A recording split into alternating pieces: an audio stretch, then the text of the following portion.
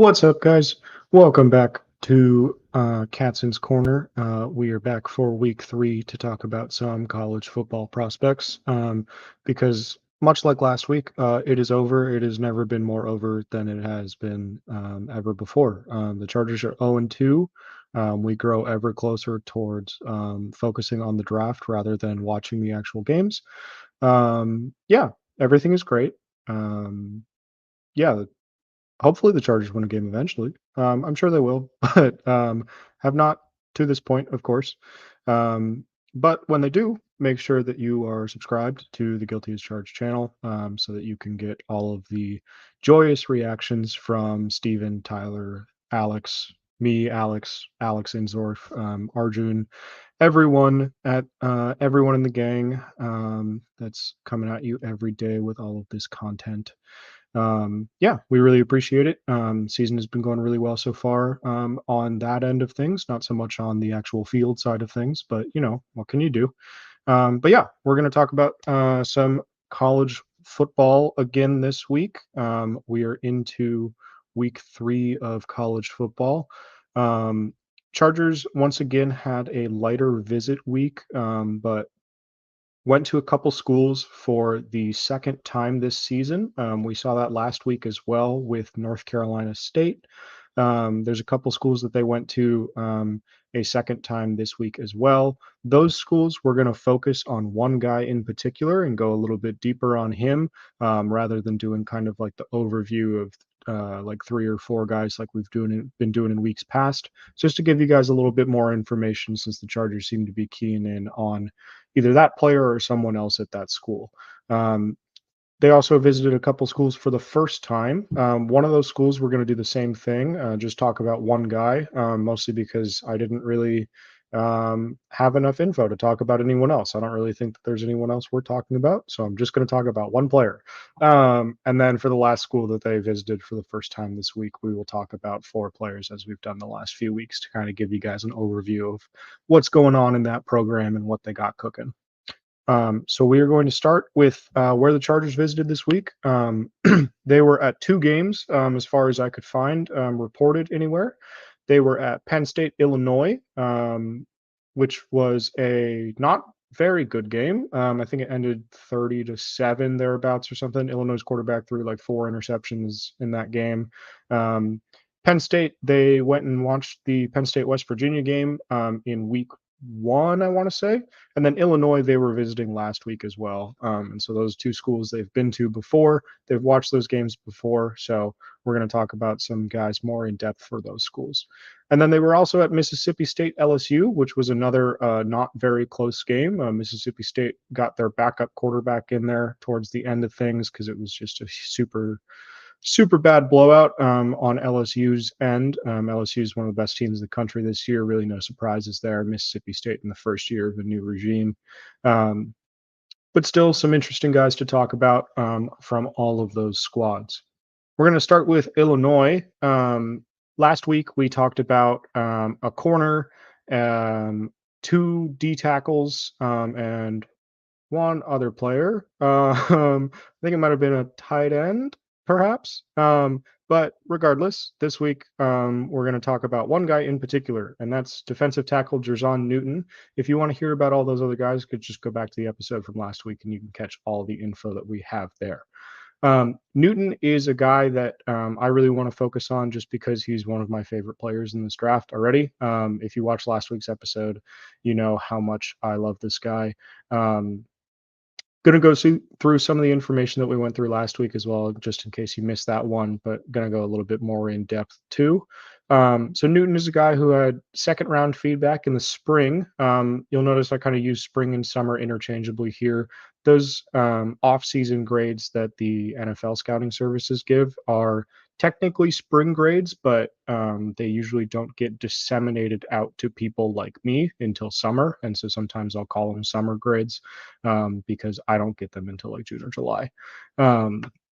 But in the spring, they gave Newton a 2nd round grade. I think that probably factored into his decision to come back to school for his senior year. He's a guy that I thought could have come out last year, was really, really productive last season. Decided to come back, run it back with his teammates, despite losing a couple guys in that secondary, and is back and is wrecking shop again. We talked about last week how he was just all over the backfield against Kansas. I didn't see too much of the Penn State Illinois game. I had it on kind of like a quad box screen off to the side a little bit, so I didn't see a ton of it. But I'm sure he was still pretty productive. Penn State's offensive line is a little bit better than Kansas's, but still not like top tier in the country right now, just because they've had some injuries and movement and stuff along that line early in the season. But Newton is a former high school wrestler. And if you know anything about trench play, wrestlers are guys you want on the team. Typically for offensive line, but it also applies for defensive line. Anyone who wrestled, whether it's in high school or in college or whenever, um, just understands leverage so much better than someone who didn't. And so those guys are always going to be really good block shedders, really good blockers if they're offensive linemen, just guys who understand like how to either keep someone attached to you or get someone off of you. So anytime that you see that in a background profile for a lineman, you are looking good already. um, Newton is more of like a three down, three technique. I think he's going to play every down in the NFL. He's got plenty of pass rush upside. You can see the picture here, which we used last week as well, is him hitting a quarterback. Looks like he probably just got this throw off, but only barely.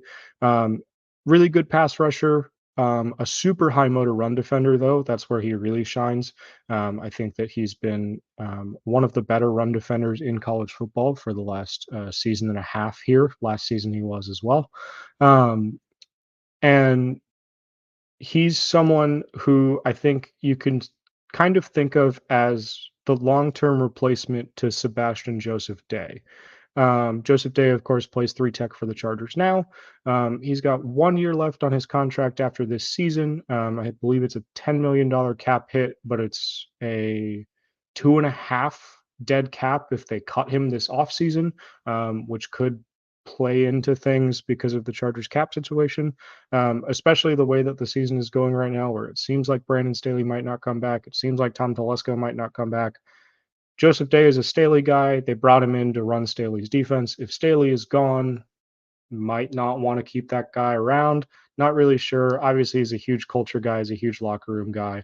One of those dudes that's always all over the social media page because he's just got one of those really good personalities. So you never know. But um, I think that Newton is someone that can sneak into the first round conversation. I would personally have a first round grade on him now. Obviously, there's still a long ways to go. There's still a lot more tape to put on from his end and to watch on my end. And so things can always change. But I think he's going to be someone that's kind of in that conversation in the late first, early second. And so if you're drafting a player that high, you want him to play or at least have a pretty clear path to playing time by year two. And so I think that's the way that you can kind of think about it if you're getting excited about Newton's film, is that he's probably the guy that takes over long term for Joseph Day there.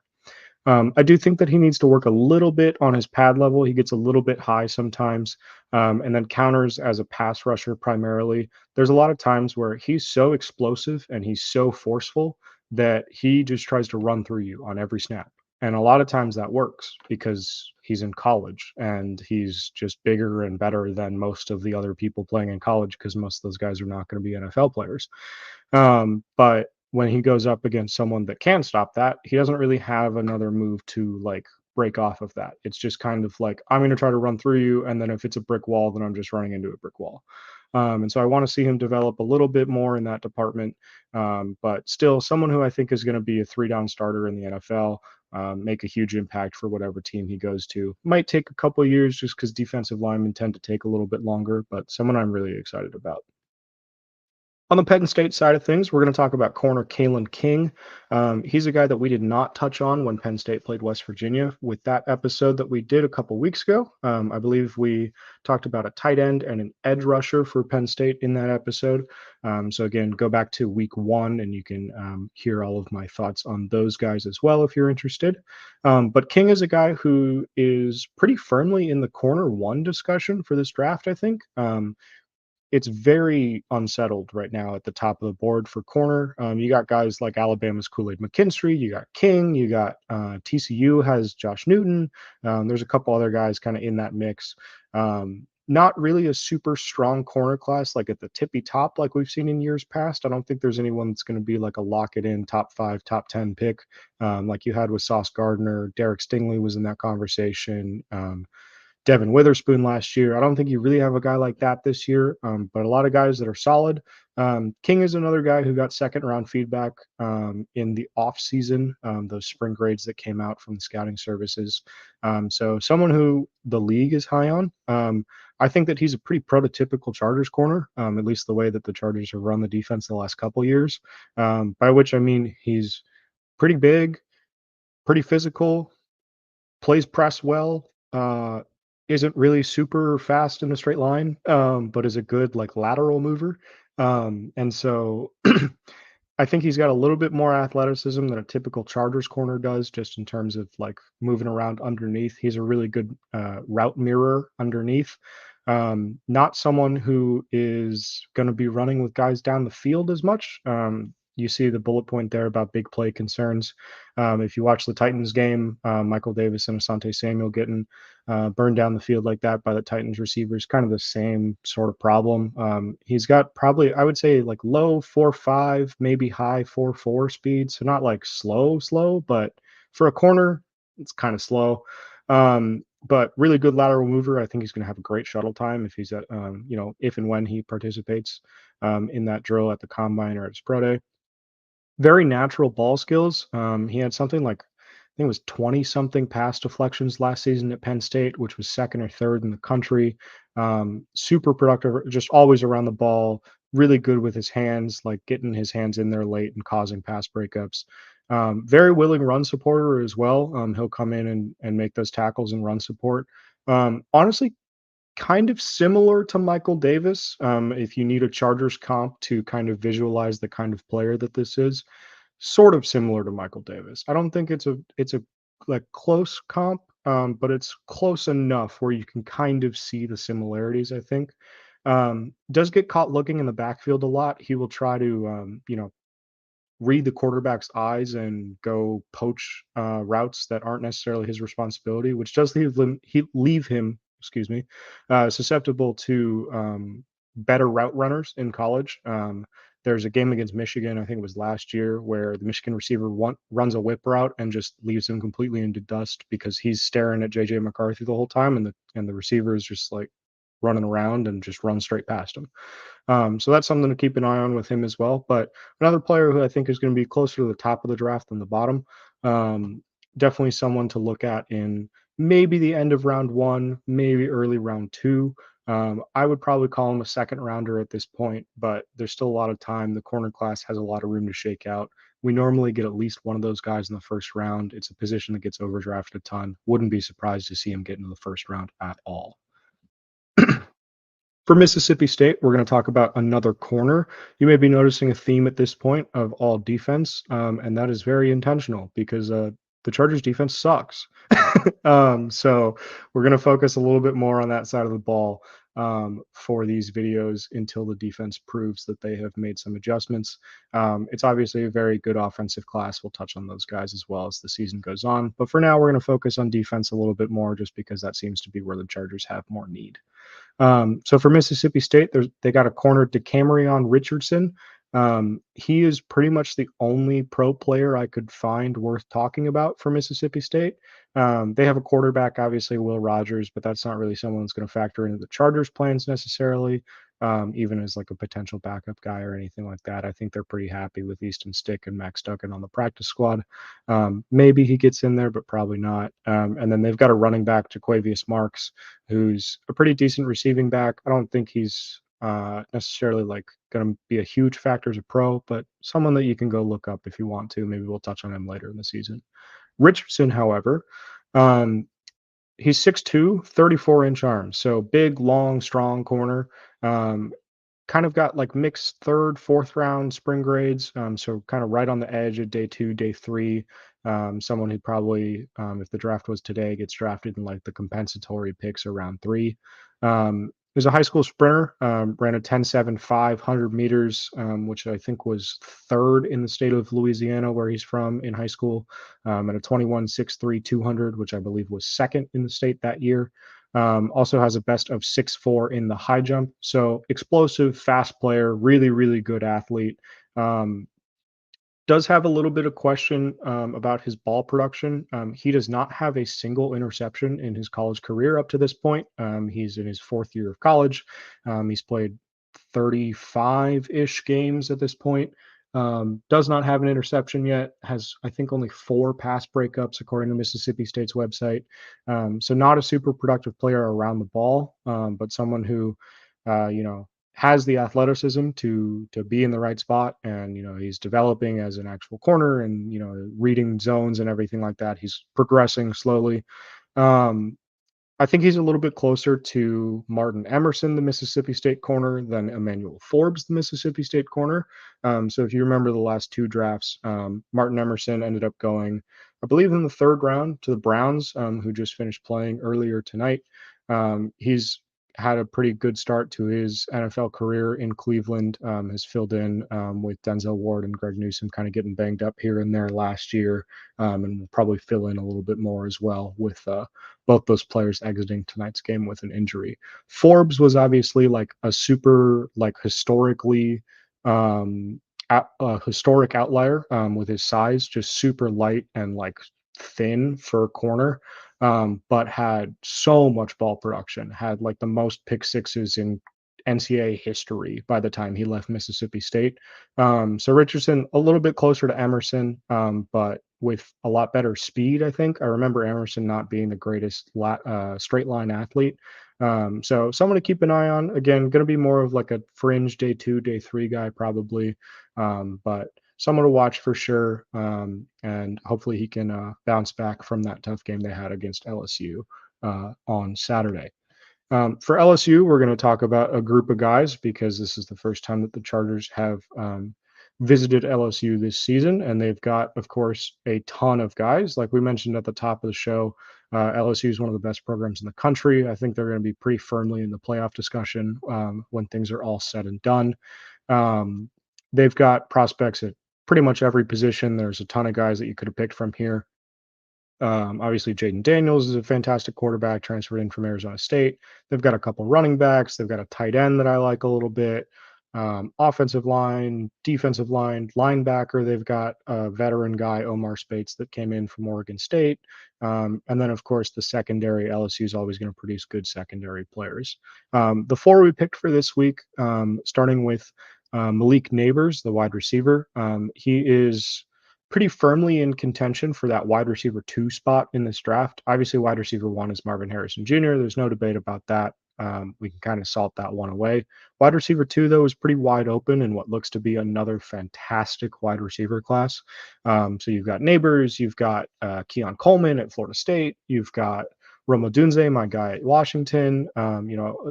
Handful of other guys that are kind of in that discussion, but those are the 3 main ones I think right now. Nabers is a guy who's super explosive, super elite athlete. Was on the freaks list. I believe he clocked in at number 33 on that list of the 100 best athletes in college football. Um, Super good in the short area, kind of more of a underneath yak threat guy than a vertical stretcher. The thing with him mostly is just like it's a really small sample size. He's been playing with NFL caliber receivers basically his entire career. Is kind of the guy for LSU this year, but of course it's LSU, and so they still have some pretty decent players around him. But he's kind of been tasked with taking on that number 1 role, and has produced so far. It's only been 2 games for LSU, and so still a little bit of room to grow and see how he develops. I want to see him push the ball a little bit more vertically, like I said. because he's already a great receiver in the short area, but just getting a little bit more verticality out of him would be great. He's someone that I think pairs well with Quentin Johnston if you're looking at like building the future of the wide receiver room if you're ready to move on from both Keenan Allen and Mike Williams after this year. Personally, I don't think that I am, especially after this Titans game where Allen and Williams just kind of dominated the targets and look like they are still plenty good to play in the NFL. But if you are like full on youth movement, let's do the rebuild. Like I totally get it. I totally see it. I think that Neighbors pairs well with Quentin Johnston as kind of like the Keenan Allen to Johnston's Mike Williams. And so someone to keep an eye on. Chargers are probably not going to be picking high enough to take him. They're probably not going to take a wide receiver back to back in the first round, but anything is possible. It's only November. It's only September. I don't know why I said November. It's only September. Draft is still a long ways away. Anything can happen. We've also got a corner, Zy Alexander, who is a transfer from southeastern Louisiana. Um, was an FCS All-American a couple times. Has come into LSU and kind of been their stopgap guy at corner because they're kind of short guys. It's kind of a odd year for LSU. LSU's DBU claim. He's got really natural ball skills and has always been super productive around the ball. Not a super great tackler, not someone that you're really going to trust and run support a ton. He got sixth or seventh round feedback from scouting services this spring. Going to be a late day 3 guy. Someone to keep an eye on as like a special teams player, especially if Dean Leonard or Jasir Taylor start to kind of play less and less on special teams as Taylor grows into that starting slot role and Dean Leonard potentially starts fighting for snaps at outside corner with the way that things are going right now. LSU's also got a couple of defensive tackles. I could have put like 4 more guys on the defensive line on this list, but we're going to go with these 2. Mekhi Wingo is a Missouri transfer, super undersized. He's like 6'0" 295. So just barely bigger than Kalijah Cansey last year. Despite his size, he's a very good run player. He's got short arms. People are going to get into his body. But even so, from 3 tech, he just knows how to shed blocks, just knows how to be in the right gap, is always around the ball. Probably going to be a 2-down guy at 3 tech. Going to come out on passing downs. He doesn't really offer a ton of juice as a pass rusher, but someone who I think is going to have a role in the NFL for sure is just kind of like a mighty might run stopper type player, fun player, someone to keep an eye on, kind of in the middle to late rounds, I think. And then Mason Smith is kind of the headliner of the LSU defensive line. He's going to be a guy that I think is going to be in first round contention. It may not be this year, it may be next year, because Smith is only a junior and he missed all of last season, or close to all of last season with an injury. Did not play in LSU's first game because of a suspension that I think had to do with improper benefits, which is an insane thing to get suspended for in 2023 with NIL and everything. But I think that's what it was for. I'll have to go double check that after I finish recording this.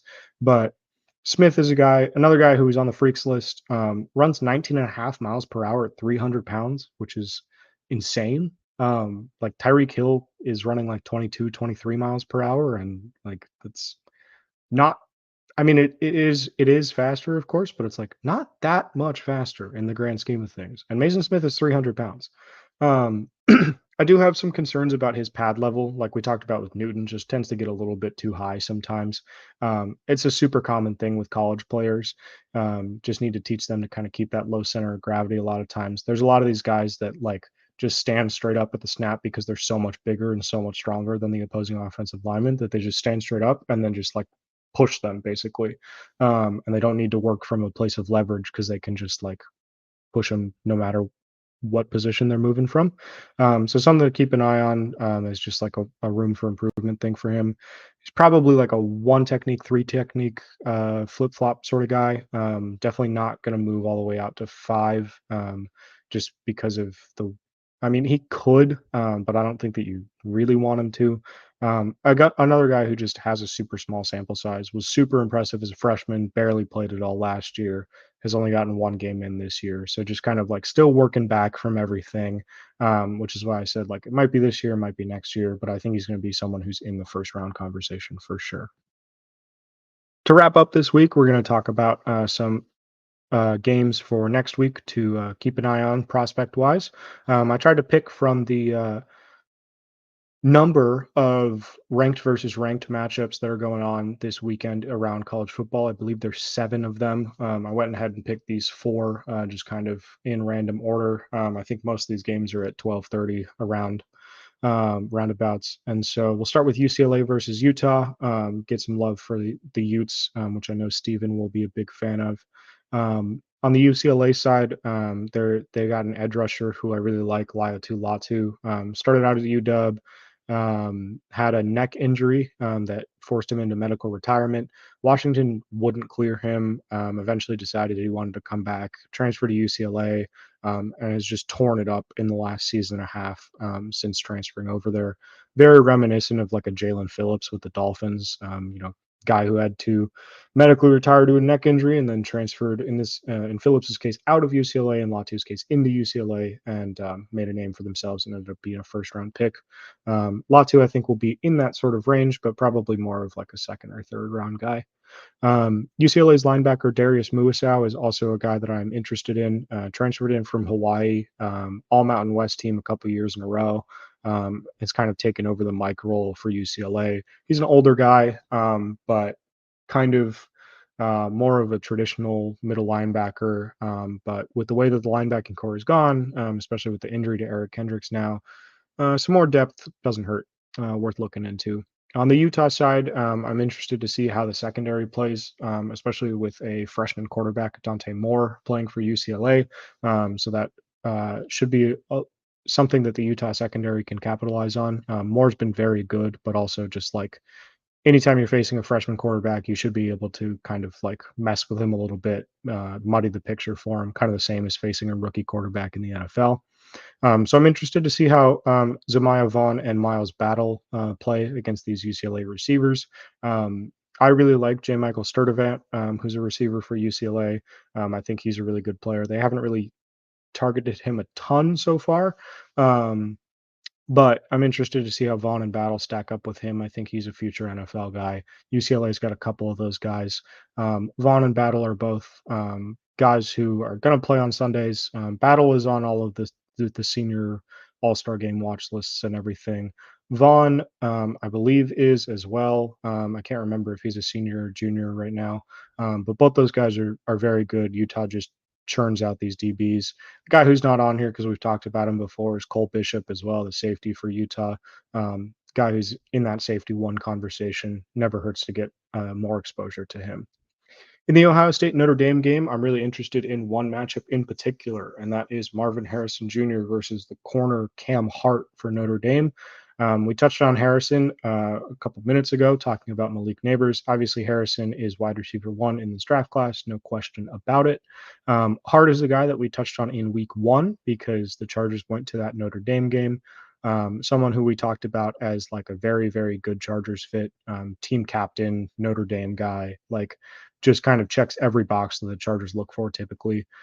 Interested to see how he holds up against Harrison. I think that him and Benjamin Morrison, who's a really good sophomore corner for them, are going to kind of split off reps with in that matchup.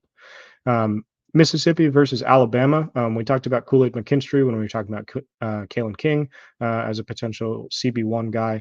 I'm interested to see how he matches up with Mississippi wide receiver Trey Harris, who has been hyper productive through 3 games, has kind of become Jackson Dart's favorite target in this new look Mississippi offense. I say new look, it's not a new scheme or anything. Jackson Dart just like got better at football. And so interested to see how that one goes. And then Colorado versus Oregon, mostly on the Oregon side here. Bucky Irving is a running back who I think has been underrated a little bit so far this season. Brandon Dorlus on the defensive line is a guy who I really liked last year and was really advocating for the Chargers to take last season. Decided to come back to school because he had an injury super late in the season for Oregon.